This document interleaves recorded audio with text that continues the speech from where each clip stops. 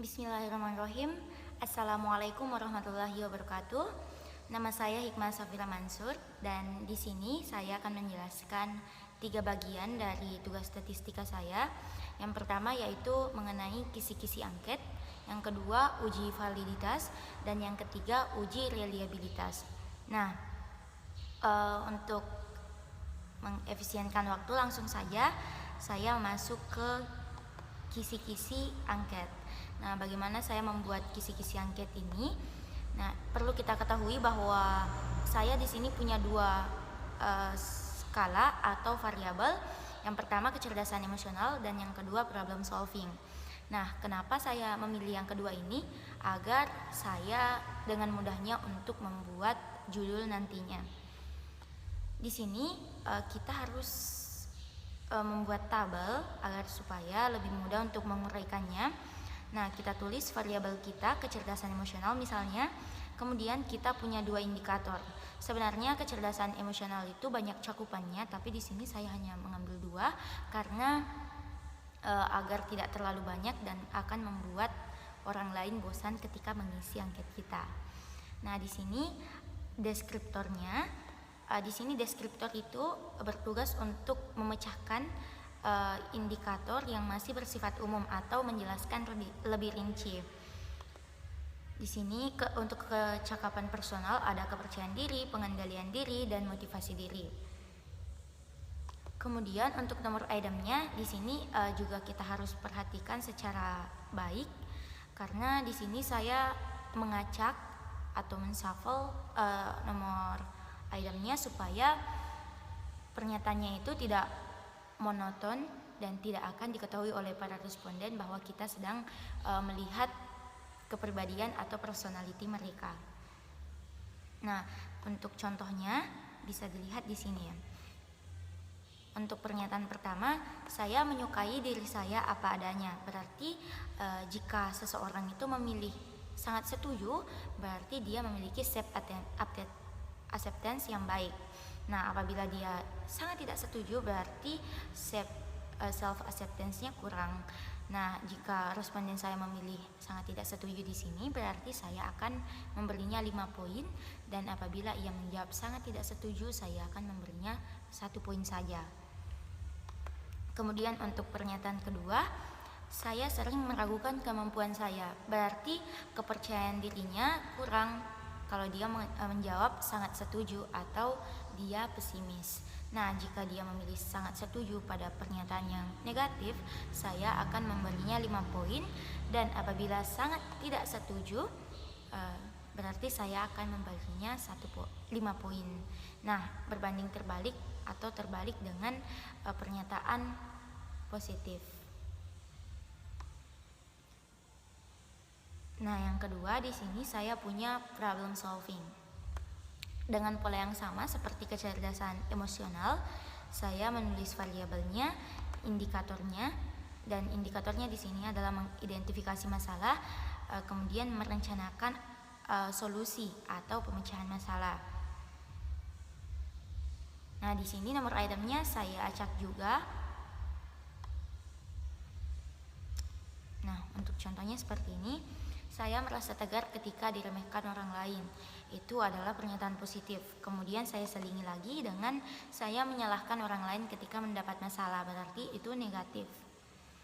Kemudian yang ketiga, saya lebih baik mengalah daripada bertengkar dengan orang lain. Kembali lagi ke pernyataan positif. Begitu pula dengan cara penilaiannya. Jika sangat setuju untuk pernyataan positif, saya akan memberinya 5. Dan sebaliknya apabila pada pernyataan negatif dia memilih sangat setuju, berarti saya hanya memberinya 1 poin. Nah, selanjutnya uji validitas. Kenapa kita melakukan uji validitas ini? Supaya kita tahu apakah pernyataan kita ini valid atau tidak. Nah, tapi sebelumnya saya ingin menunjukkan formulir yang telah saya buat pada Google Form dan responden saya ada 30 orang di sini sesuai dengan perintah. Kemudian jika kita membuatnya seperti ini akan lebih mudah untuk para responden kita untuk mengisinya karena diisi secara online. Kemudian pada respondennya saya tidak membukanya karena saya sudah berjanji pada para responden saya agar kerahasiaannya terjaga. Nah, saya sudah mengcopy hasilnya pada Microsoft Excel ini.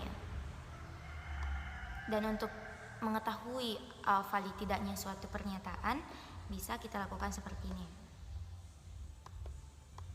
Oke. R hitung, R tabel, valid atau tidak. Nah, di sini R hitung sangat mudah untuk kita dapatkan. Kita bisa menggunakan rumus Excel untuk mempermudah kita, yaitu rumus correl atau correlation, double R. Nah, kemudian kita klik yang di atas ini, insert function. Untuk array pertama, kita mengisinya dengan semua poin item pertama, mulai responden pertama sampai 30. Kemudian untuk array kedua, kita blok jumlahnya. Saya sudah menyediakan jumlahnya agar tidak terlalu lama dalam video ini. Jadi rumus untuk mengetahui jumlahnya adalah sama dengan sum, kemudian memblok semuanya. Nah, setelah array pertama dan kedua terisi, kemudian kita press F4 untuk mengunci agar datanya tidak berubah-ubah. Kemudian apabila datanya sudah terkunci, berarti akan ada tanda dolar di sini. Kemudian klik OK. Nah, sudah ada. Kemudian untuk lebih singkatnya lagi, kita drag saja ke samping hingga pernyataan ke-20. Oke. Kemudian untuk tabelnya, untuk mencari tabel ini saya harus punya bantuan, yaitu tabel itu sendiri yang saya dapatkan dari Google. Nah, di sini karena responden saya ada 30 orang, berarti saya mencari tabel yang jumlahnya 30 orang. Nah, tapi kita harus hati-hati juga karena di sini saya punya tabel N-2, berarti responden saya akan dikurangi 2. Begitu pula jika kita punya responden 15, kita harus menguranginya 2 agar cocok dengan tabel ini. Nah, karena saya punya 30 responden, berarti tinggal 28. Nah, di sini ada beberapa pilihan lagi dan saya akan memilih kolom kedua ini dengan alasan karena signifikansi yang saya butuhkan adalah 5%, karena itu adalah signifikansi yang umum dipakai oleh semua YouTuber dan para blogger matematika yang lain. Oke, 0,361 0,361 0,361. Ya, setelah itu di drag hingga akhir. Oke. Di sini tabelnya seragam 0,361 karena semuanya respondennya 30. Nah, untuk tahu valid atau tidaknya, kita memakai rumus if sama dengan R hitung. Apabila R hitung lebih besar dari R tabel, maka simbolnya valid V, dan jika tidak valid simbolnya adalah T. Oke. Jangan lupa tutup kurung. Enter. Ya, di sini untuk pernyataan pertama saya sayang sekali tidak valid dan akan saya drag ke samping untuk tahu semuanya. Oke. Dan inilah hasilnya, seperti hasil pada Word ini yang telah saya rangkum. Nah, selanjutnya untuk skala yang kedua, skala problem solving, juga sudah saya copy ke sheet 2. Nah, di sini dengan cara yang sama seperti tadi, langsung saja kita correl, kemudian klik, jangan lupa klik insert function agar lebih mudah. Nah, array pertama mulai dari item 1, kemudian array kedua jumlah totalnya yang juga sudah saya sediakan dengan rumus sum. Oke, jangan lupa press F4 untuk mengunci. Setelah ada tanda dolarnya, saya klik OK dan saya drag lagi. Kemudian untuk airtable-nya dengan airtable yang sama dengan skala yang pertama 0,361 karena sama-sama 30 responden. Next, kita tarik. Oke. Dan dengan rumus yang sama juga, sama dengan if apabila Adam pertama sampai 30, apabila R hitung lebih besar dari R tabel, maka valid, dan apabila lebih kecil berarti tidak valid.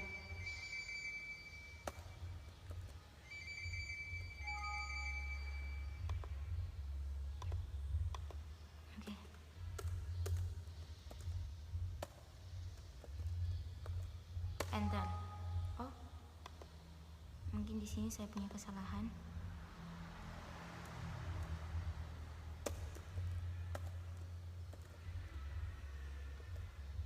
Oh, ternyata kesalahan saya, komanya ada 2. Enter. Nah, drag. Inilah hasilnya yang sudah saya juga rangkum pada Microsoft Word. Nah, cukup mudah kan? Nah, yang ketiga adalah uji reliabilitas. Di sini saya menggunakan rumus alpha dan bisa pula dilakukan pada Microsoft Excel. Rumusnya adalah K per K kurang 1 dikali 1 dikurang sigma T per sigma T. Nah, di sini juga sudah saya sediakan kolom yang kita butuhkan. Apa-apa yang kita butuhkan. K di sini adalah jumlah item pertanyaan. Nah, untuk variabel pertama, itemnya itu ada 20 pertanyaan, jadi kita tulis 20. Kemudian K per K kurang 1. K-nya itu adalah jumlah pernyataan dibagi K kurang 1, 20 dikurang 1 atau 19. Enter. Kemudian untuk mengetahui variansnya, jumlah variansnya cukup dengan rumus var. Oke, sama dengan varians. Kita mulai dari responden pertama hingga 30. Kemudian tutup kurung dan enter. Kemudian kita drag lagi. Dan agar kita tidak terlalu pusing atau ribet nantinya, kita jumlahkan sekarang juga dengan rumus sum.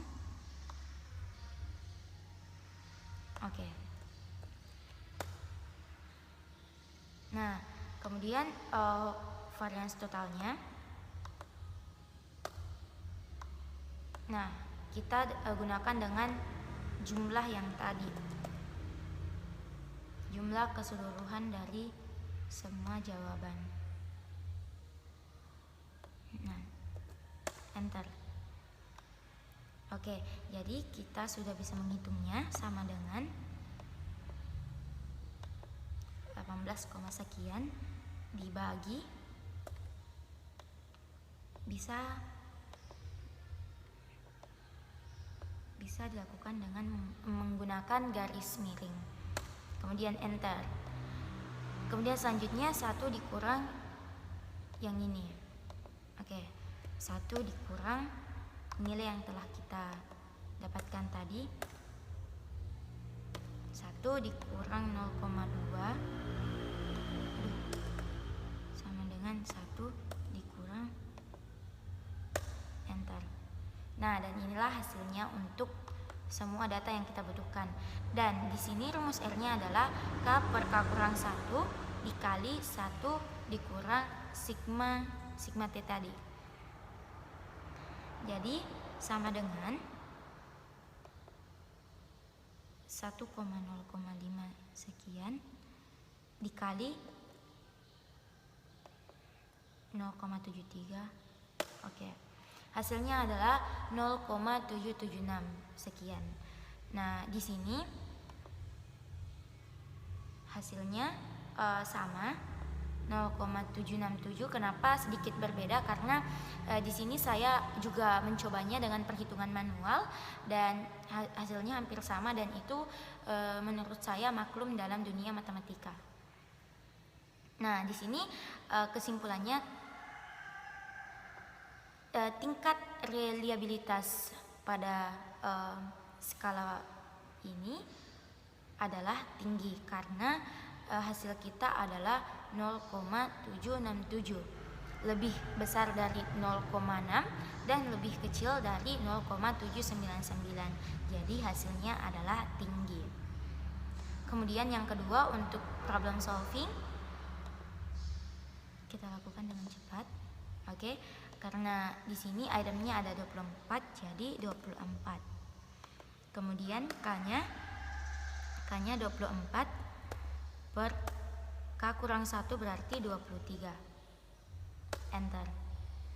Kemudian yang ini kita cari variansnya juga, sama dengan var. Oke. Kemudian ada yang pertama sampai 30, kemudian tutup kurung, enter, and then drag until here. Kemudian kita cari totalnya dulu dengan sum.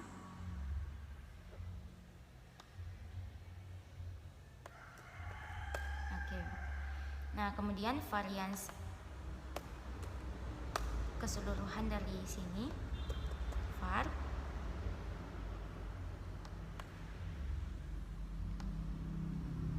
tutup.